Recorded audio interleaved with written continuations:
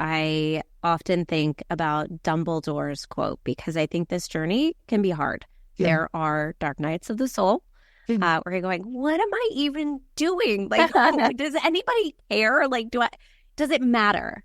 Right? And I always think of Dumbledore saying, light can be found in the darkest of places if only one remembers to turn on the light. Or hope can be found in the darkest of places if only one remembers to turn on the light. And so it is about one candle. It is about one person. It is about one connection. In this space, we so often look at the numbers and think of the multitudes. Have you helped one person today? You've lit another's candle. Yeah. And that is powerful. You've given hope to one person. You've done your thing. And so knowing your purpose, delivering in your purpose, even just for 15 minutes, that is a win. And so really thinking about those small wins, they add up. Momentum is built one small step at a time. So go for it, do the thing, but also be really realistic about the time it takes. Time is the magic ingredient. Step into the world of success with your brand amplified, the ultimate podcast designed to unravel the intricacies of thriving businesses. I'm your host, Annika Jackson, and I'm on a mission to uncover the stories, strategies, and secrets that have propelled entrepreneurs and business leaders to success. This episode is a long time in the making. I am super excited to be here with Lauren Gaggioli, who has the organic marketing ecosystem and has done so many other things in your life. Thank you for being here, Lauren. Thank you so much for having me, Annika. I'm really, really pleased to be here. Yay, of course. I wanted to talk a little bit about your background because I know that I love it when I see other theater people. So I saw that you were a theater person. And then you did a lot with tutoring, helping kids with college prep, getting into podcasting that way, and then finding your way into what you do now. So tell us about that journey. Oh, man. It's a long, involved story. I will try to just keep it to the highlight reel. So I have a background in theater. I went to school in New York, but I'm from Orange County originally, Orange County, California. And so I moved back, was living in LA, and went, well, I needed a gig like that will pay immediately. And, you know, in LA, it's producers and directors and musicians and actors all vying for like waitressing and waitering roles, like working in restaurants. And so I went, well, I used to tutor in high school, and in college I would volunteer as a tutor, and I really enjoyed teaching. I enjoy the process of teaching. So I got back into it, and I went to those nerdy roots and was tutoring ACT at SAT, very quickly outpaced my peers. And went, wait a minute, I'm on to something. Because I would start with the bedrock of like what I was taught by the company I was working for. But then it was the little flourishes and the individualization that really helped my kids get better than average results. And I ended up essentially with a territory through referrals. And so I went, I can do this better on my own. And so then I went off on my own. I was working in home, and then I got married and realized that my husband with a regular 9 to 5, I would never see him if I kept going this way. And that's when I really, in 2013, became exposed to this world of online education and went, oh, I could package this up with all the bells and whistles and personalization, but do it in sort of a ready-made format. I can charge people less. I can reach more people, and also create a podcast, which would allow me to interview folks who could refer my services and also connect with my ideal clients.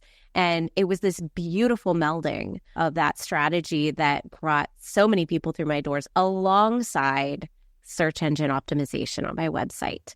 And so that was really where Higher Scores was started to really, really thrive. And in 2021, I looked around at the college education space and went, I don't know that I want to be here anymore. And so I sold the company and said, I can help my fellow entrepreneurs learn SEO. And so that's where we are today. That's the iteration today. And you're still podcasting. I am. I have a new show. Yes. I love this medium. It is so special. And I'm really, really proud to say I am a podcaster. Yeah. yet again. Here. I also love it. And one of the things I love about it is that you get so much content out of it. Yes. And you can use things that you've talked about as material. Yes, So, absolutely. yeah. Well, so you specialize in organic SEO. Is that correct? Yes, not the exactly. advertising side, not the technical. Explain exactly what it was that made the difference for you in your business. So it really was one of those things where like I was very much spaghetti at the walls marketing, right? Yeah. I knew my stuff when it came to ACT and SAT. And I had that curriculum. I like workshopped it with students in real time. So that part I knew worked.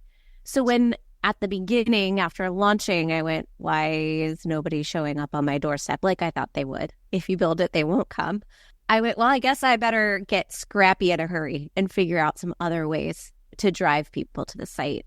And so I started thinking about my end user and the questions that they asked, not necessarily about SAT and ACT work, but before they were taking the test. You know, how many test dates are there a year? When should I take the ACT? When should I take the SAT? You know, those kinds of questions that in that like preparation mode. And I started kind of chucking that content out there, so to speak, in blog posts. And I was answering those questions, and I did not have this fully formed yet. You know, I knew enough to like search engine optimization and learn about on-page optimization.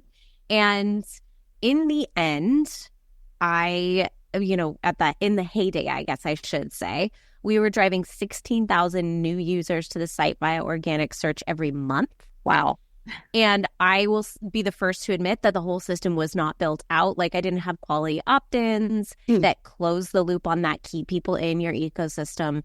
But I had hit on something by sort of imperfectly delivering exactly what would be helpful. And you have to keep in mind, I, as a solopreneur, it was me, my dad did my books and my mom did my shipping. Like that was it.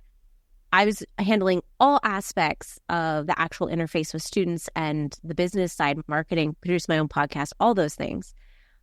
I was able to, again, imperfectly deliver and outpace the Kaplans, the Princeton reviews, the Revolution Preps, the Khan Academies in certain domains. And so I think it's one of those like reminders that it's about getting started. It's about dipping your toe in the waters and just starting to deliver with the knowledge you have today. So that's really where we start. Well, I love this conversation because I'm also a professor.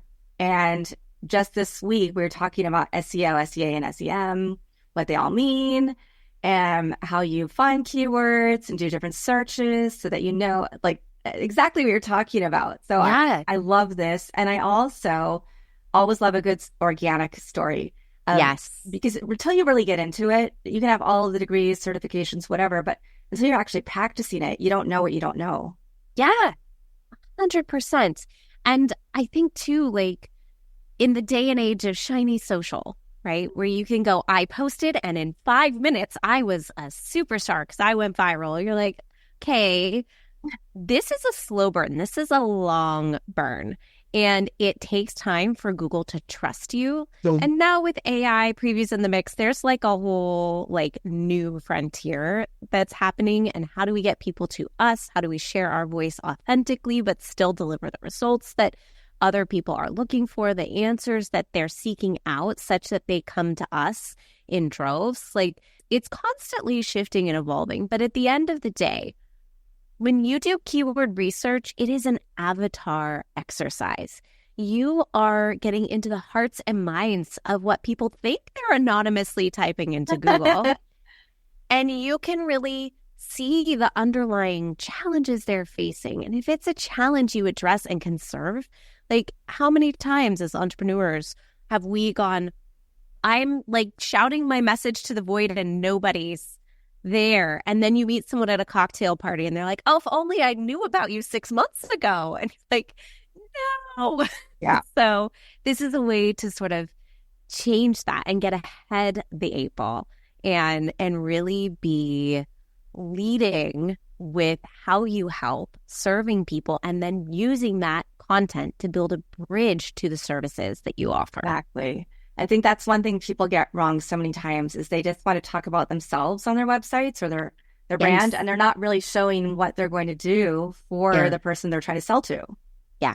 Yeah. Absolutely. Absolutely. It's about being a trusted voice in your space. And this too kind of goes to that idea of internally linking, having enough of a body of work on your own site to indicate that there is depth by keeping people on your site, but also being really generous with your outbound links and saying, I am connected to this larger network as a whole. And here are the other resources that I trust. And knowing that the people who like the cut of your jib will stick with you.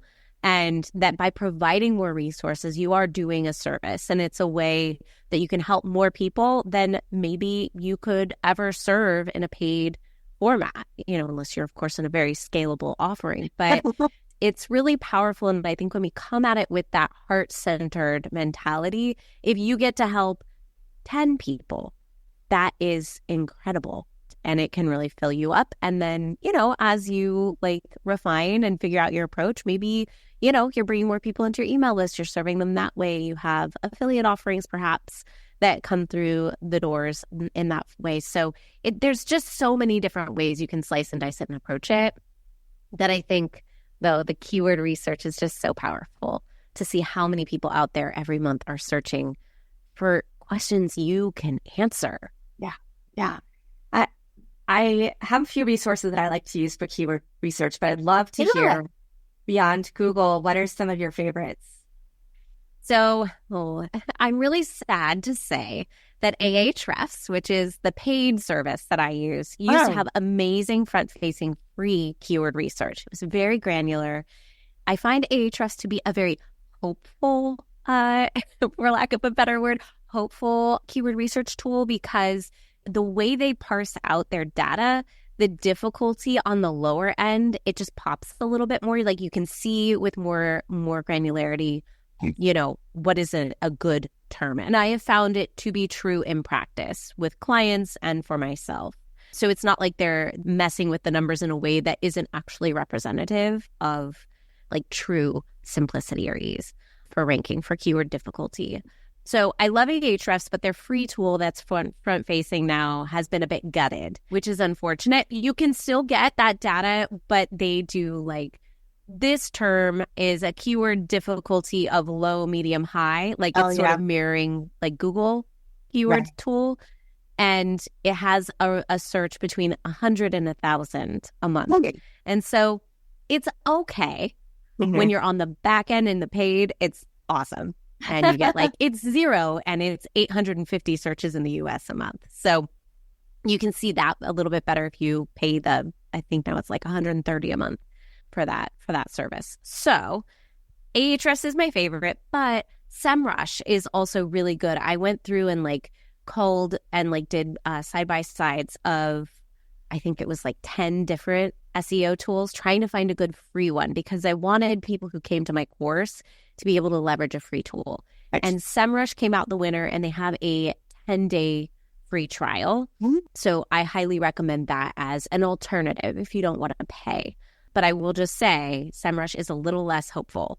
So what was a 0 in Ahrefs is a 20 to 30, depending on the term, over on SEMrush. So you sort of have to know that if you're doing keyword research, pick one tool, stick with that tool for your keyword research, and then you can, step up into doing I like to do kind of a full assessment, and then at that point step back and go, okay, I did the full assessment, and now I'm going to go take all these really lovely keywords and go write the content for it. So I'll do a deep dive every 6 months and then walk away. Awesome. And what are some of is there a formula? And I don't want you to give away your whole course, obviously, but no, it's okay. I want to understand, is there a formula to how many blog posts or how many links you need to start getting the traction? Yeah. So, I always say your website needs to be functional, right? So there's some assessments you need to do to make sure that it is technically sound, I have a free DIY website audit that I absolutely recommend everybody come over and take advantage of. It's a free 3-part mini course. It'll walk you through some of the free tools I use and give you a sense of like a snapshot of how your site is performing at the moment. If it's not functional, it doesn't really matter, right? Next, it needs to be fresh. So podcasts are very hard to rank for because we're audio usually. Now you can embed YouTube videos with transcripts and all the things, which is great, but they are notoriously difficult to rank for. I think people are searching for podcasts in podcast apps. So there is search in podcast apps, obviously. So making sure you have that all tricked out is great, but fresh content is very useful when you're a podcaster, because if your show comes out weekly, you have something fresh on your site every week. So if you are a podcaster and you're not leveraging your site as part of that, you absolutely should be. Not necessarily that the podcast itself will be found, but that other posts that you have written can be elevated, the more text-based posts. So I highly recommend at least one post a month, something really robust, really well-researched. Is that ideal? Like, should you only do that? Like if you have capacity for more, would 2 a month be better? Yeah, definitely. But 1 a month, I'm finding most people aren't even doing that. And so if you have, let's say, a podcast every week and then one really robust monthly post, that would be a really good starting place. And then it needs to be findable. And this is about integrating into Google's ecosystem. So I highly recommend, if you haven't yet, signing up for your free Google Search Console account. And my number one tip is that once you have a validated URL, once you've gone into your domain settings and made sure that, your site is all connected, you always submit URLs that you post into Google Search Console the second they're created. Oh, nice. And that will help you rank a little faster. Oh, this is some great tips. And it's funny because I have the occasional SEO conversation for the podcast, and I don't think anyone has shared that specifically. So thank you. Oh, wonderful. Yes, absolutely. Love it. Love learning new things. But, of course, you're going to rank faster if your content is well structured. It connects to the larger ecosystem. That idea of a functional website, that hierarchy, I think, and the underlying sort of mechanics of your site. So often we don't think of it this way, but especially for me as an online entrepreneur, right? I don't have a storefront. My main street is Google search. And so I am willing to invest in a website that works well and looks nice. And maybe I'm spending a little more than the average bear or a little more time or money, but I'm not paying rent. So this is an absolutely worthwhile submission or sense of how I would allocate my resources, right? You need to think about it as your digital storefront. Now, you mentioned AI. So, of course, let's bring that into the conversation. There's many schools of thought. Some people you let AI do all of the writing. A lot of people are who are SEO experts are saying the opposite. Well, maybe use a little bit of AI, but it still has to have the more human voice. And if AI writes it, it's going to pick up things perhaps from a competitor. What is your thought process on these tools that we should use maybe a little bit, but not let take over our whole world? Yes, I will tell you personally, I am very, very scared of AI. Oh. So I will say that right off the top. That is my personal bent. And it does, I think, inform how I approach my use of AI, which is to say I don't use it. Okay. Now, I think it's a tool. And just like a hammer can be used to whack somebody over the head or build a house, how one uses a tool matters. And so for folks who are doing this, crank out as much content as possible, post it all the time, there's all these things that feel too good to be true, right? If you're not working and putting your own voice into it, why are you doing it? I think we have to step back and go, if I'm just doing more, but it's not fundamentally improving anything, then is it worthwhile? Yeah. And so I love writing. I write fiction and I write, nonfiction and my posts, my educational posts on my website. I do it all from the ground up and I write it myself. And that's what I'm comfortable with. That's how I want to show up in the world. Now, for folks who maybe have a learning difficulty, right? Or they need help with that executive function. They're just not skilled at framing an argument and making it logical. Then yes, leverage the tool to give you an outline, but do not wholesale just rip it off of ChatGPT and slam it up and go, I hope this works.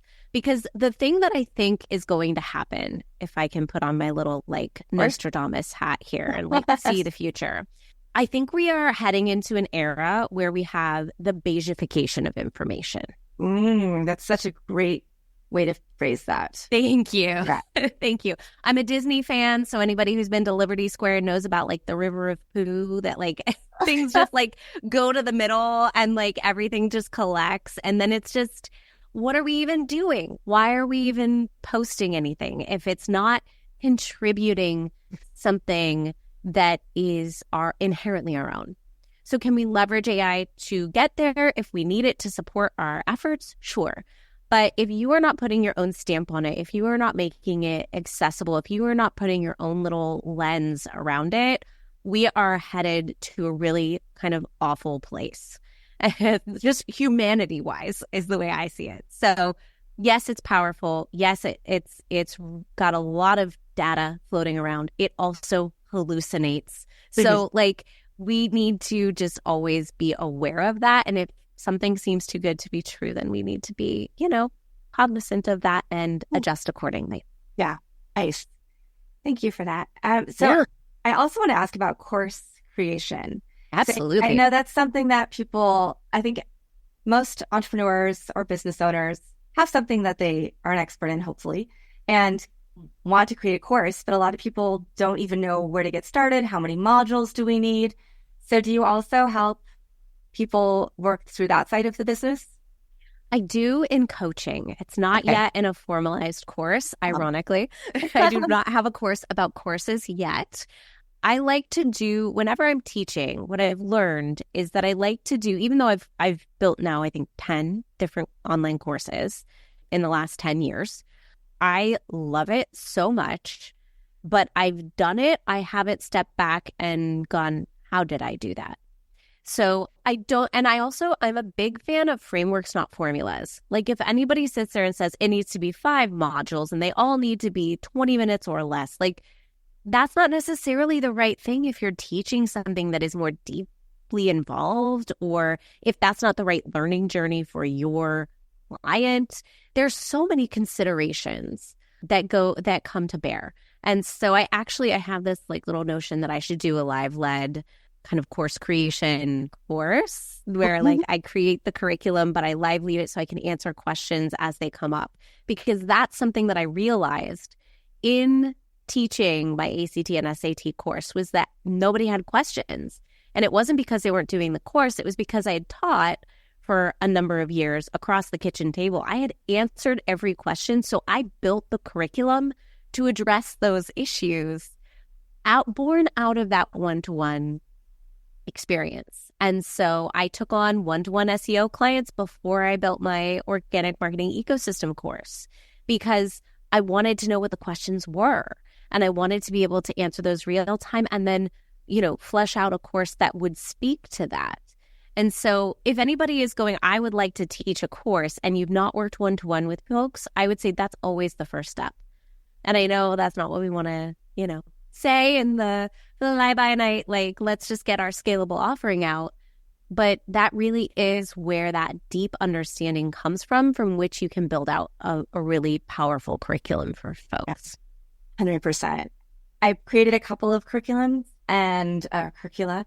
And one thing I found is the last one I was struggling with what I want to do now. Like, because I needed to have a little, I had like this much space in my schedule to figure out what I wanted to create. And a couple of other people had to kind of like say, okay, every time you have a conversation, you're telling me that these people are asking you about podcasting, how to start their podcast, how to grow their, and I'm like, oh yeah. So I guess that's the thing. But it's funny because here's my answer. But I love, sometimes you don't see it, but working with somebody else or writing down everything people are asking you about can help you shape that. Absolutely. And you so you coach people individually, and you also have your online curriculum people can do. Yes. Yeah. Yep. And are there any other products or services that you're offering right now or that you're planning to add in the future? Yes, actually. So I do occasionally, when my schedule allows, bring in clients that I do the SEO strategy, and then I have an SEO copywriter that I partner with. She also happens to be my best friend. And so she and I work together and deliver ready-made content to folks. Obviously, they're involved with the editing process to make sure it mirrors their voice, but she also has a background as an actress. And so she's really good at adopting the voice of a brand or an individual and mirroring that in the content, but then also putting it into an SEO-friendly format. And we make sure that websites are up to snuff and that sort of thing. So that, and I do one-off website audits. If folks don't want a DIY website audit, they want somebody to come in and look at it and give them an assessment of what needs to happen next, I have a service for that as well. Awesome. And you're like most of us, busy. We have our lives. Yes. You know, whether I don't just ask this question to women who come on the show, but because there are a lot of men who want to be really involved in their children's lives as well. Yes. So that it's a big thing being a parent or having something else going, you know, being a caregiver to anybody. Yeah. Or having a lot of other things going on in your life and trying to run a business. Mm-hmm. What's some advice that you would give to somebody who's listening because I have a lot of people who are like mid-career, they want to make the pivot, but they're a little scared to jump on their own but they want to have more time with their family. So what's some advice you would give to somebody who is thinking about taking that leap, and what things have you found work really well with your schedule? So for context, I homeschool my kids. So they are going to be 5 and 7 this fall. And so it's still early days, right? We're not like into calculus yet. So that might have to get handed off at some point. But my in-laws live nearby us. They watch them. We have sort of a set schedule. My husband works a 9 to 5 and carries the insurance. And so I come to this work, I can take big risks because I know the nut is covered. Yeah. Right. And I know nobody's in jeopardy by my doing this. Right. I think if I did not have that security, or when my husband and I entertained the idea of opening our brewery, which would require a big leap, that's, I think, the thing that sort of makes us take pause is that idea that, you know, there's a lot of flexibility and freedom that comes with this work, that comes with this life. But there are also seasons of hustle where it's insanity. And so what I would say is really step back and assess the support you have, right? Don't think you can step out and just be an overnight internet sensation. I genuinely believe that the shortest path to being solvent as an entrepreneur is by providing a one-to-one service. I know everybody talks about these one-to-many, but they take forever to start to rank, to build the credibility that people are willing to hand you money on the internet. I think it took like a year and a half with my first company where I started getting sales where I was like, I don't know who that person is. I've never talked to them. And I had a phone number listed. I had a podcast. I had done all of these things to build trust. The flip side of this is that it's so awesome when you're working the 4-hour work week and making, you know, anywhere between $5,000 and $15,000 a month. And that was like just through asynchronous courses. It was all automated. I didn't do anything but send emails. Nice. So I would say really assess the resources you have at your disposal, all the support that you have. And if at all possible, start the journey before you leave whatever you are doing now. Do it as a side hustle for a while and really just know that it'll be a season of burning the candle at both ends. But if you do that and if you name end dates and go, I'm charging towards this deadline, I think you can make it work, but never underestimate that one-to-one. The value of that to you and to your clients and what you can build beyond that can be really powerful and impactful. Wow. Yeah, I think that's the part people struggle with, though, is it seems easier to do the one-to-many instead of finding that first great client and then finding the next and the next and the next. Yes. But if you, like with your business, you had referrals. And so that word of mouth spread and you were able to build into a great company and sell it and then start another company. Yeah. Yeah. That's fantastic. Thank you. Yeah. So let's hear about your website. So Yes. it's your name, right? Yep. LaurenGaggioli.com. If that is too tricky to remember, which I know there's a lot of like vowels and G's, the other way you can get to, if you're curious about being empowered to do SEO for yourself, it's organicmarketingecosystem.com. That'll take you straight to the page on my website. Okay. But yeah, and then the new podcast is the Digital Entrepreneurs Toolkit, available wherever you listen to podcasts. And so there's a lot of irons in the fire. I'm super excited about this evolution in the business, and I'm curious to see where it's going to lead. But I love hearing from folks. So, if you got this, get on the website, contact me. I would love to hear from you and hear about your journey. Nice. And we will have everything linked in the show notes. You've given us a lot of really great advice that's actionable right away, which is so appreciated. And I just want to take a step back and ask, is there a quote, a mantra, a verse, family motto, some words that help you be inspired every day? Gosh, so many are leaping to mind.